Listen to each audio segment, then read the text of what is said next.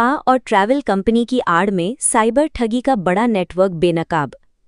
मेरठ में साइबर ठगी के एक गंभीर मामले का खुलासा करते हुए साइबर सेल और नौचंदी थाना पुलिस की संयुक्त टीम ने फर्जी स्पा और मसाज होम सर्विस के नाम पर तथा टूर ट्रैवल कंपनी का फर्जी संचालन कर विभिन्न माध्यमों से लोगों से पैसे ऐंठने वाले 2 आरोपियों को गिरफ्तार किया है।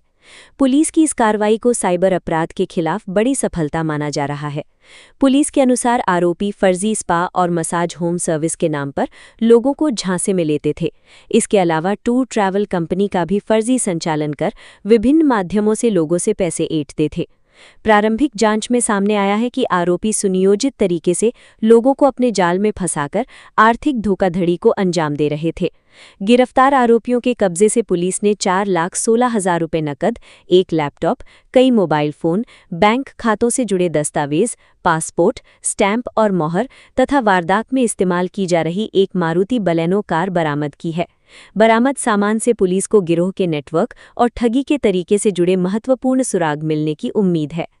पुलिस ने आरोपियों के खिलाफ संबंधित धाराओं में मुकदमा दर्ज कर लिया है। अब ये पता लगाया जा रहा है कि इस गिरोह ने अब तक कितने लोगों को अपना शिकार बनाया और इसके तार किन किन राज्यों या शहरों तक जुड़े हुए हैं। साइबर सेल आरोपियों के बैंक खातों, मोबाइल डेटा और डिजिटल रिकॉर्ड की गहन जांच कर रही है ताकि पूरे नेटवर्क का खुलासा किया जा सके। मेरठ पुलिस का कहना है कि मामले की जांच जारी है और यदि जांच में अन्य लोगों की संलिप्तता सामने आती है तो उनके खिलाफ भी सख्त कानूनी कार्रवाई की जाएगी।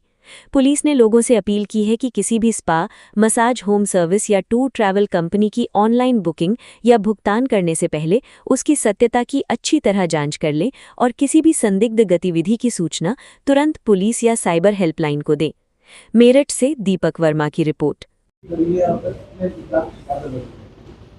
देखिए, जनपदीय साइबर सेल द्वारा हमारे जो साइबर पोर्टल्स हैं उनका लगातार मॉनिटर किया जाता है। उसी में NCMEC एक पोर्टल भी है, national childrens missing exploited childrens का पोर्टल है। उस पर कुछ कंप्लेंट्स आई थी जिनको मॉनिटर किया जा रहा था, उन पर इन्वेस्टिगेशन जारी थी। उसी क्रम में एक लड़का और एक लड़की पुलिस पकड़े गए हैं जिन्होंने अपना नाम अभिराज बताया है। जब पूछताछ हुई तब ये पता लगा कि ये जो अभिराज है बेसिकली ये हिंदू नहीं, ये एक मुस्लिम युवक है जिसका नाम है यूनुस, और ये 1-1.5 साल पहले स्पा सेंटर चलाया करता था अपनी गर्लफ्रेंड के साथ।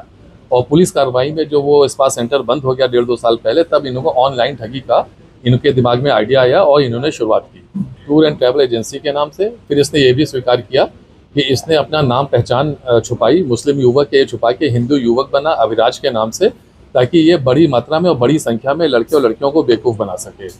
और अभी तक इसने बहुत सारे लोगों को 2 तरीक़ों से बेवकूफ़ बनाया है। एक तो इसने इलिसिट एक्टिविटीज़ के लिए लड़कियों से बात कराने के चक्कर में एडवांस पैसे लेके, जो पहले स्पा सेंटर में भी एक गलत अवैध उसमें लिप्त रहा है, वही चीज़ें इसने ऑनलाइन शुरू की।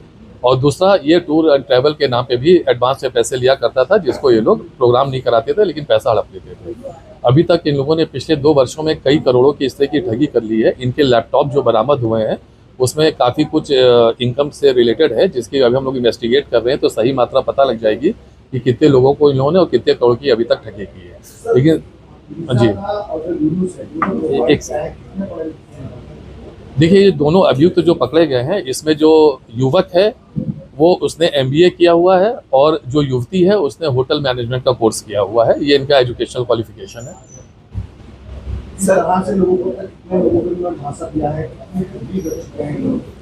अभी तक इन लोगों ने कहा है कि इनको स्वयं याद नहीं है कि कितने लोगों को इन्होंने धोखा दे दिया, क्योंकि ये एक तरह का ऑनलाइन में कॉल सेंटर टाइप से काम करते थे और डेली ही इनके जो और लोग हैं जो वांछित है लड़कियां, वो फ़ोन करना और लोगों को फंसाना, इस तरह का काम करते थे। लेकिन जो इसमें सबसे इम्पॉर्टेंट एस्पेक्ट जो निकल के आया है वो ये आया, जिस तरीके से इन्होंने अपना नाम बदला है और नाम बदल के एक मुस्लिम युवक से हिंदू युवक बन के जो इन्होंने कार्रवाई की है, तो इस पर हम लोग को अभी और कड़ी पूछताछ करनी है और डिटेल हमें इन्वेस्टिगेट करेंगे कि इसका जो मकसद था सिर्फ आर्थिक रूप से इकोनॉमिक ही था या इसके अलावा इनके कुछ और अलग प्लान्स थे। सर, 4,16,000 क्या ये रकम और भी बढ़ सकती है? तो ग्राहकों से जो ये लेते थे, निश्चित रूप से ये संख्या जो है करोड़ों में जाएगी। इनके द्वारा खुद ही स्वीकार किया गया है। तो क्या उसको पता था कि यूनुस? देखिए, हम युवती के बारे में कोई भी डिटेल हम इस तरह से डायरेक्टली ओपन करना हमारे लिए उचित नहीं होगा, वो इन्वेस्टिगेशन का पार्ट है। सर का युवक युवती के वीडियो बनाकर ये हनी ट्रैप जैसे भी काम किए जा रहे हैं। इस तरीके की चीज़ें अभी प्रकाश में नहीं आई है हनी ट्रैप वाली, लेकिन क्या नाम है, अगर इस तरह का आगे इन्वेस्टिगेशन कोई पार्ट आता है तो जरूर बताएंगे।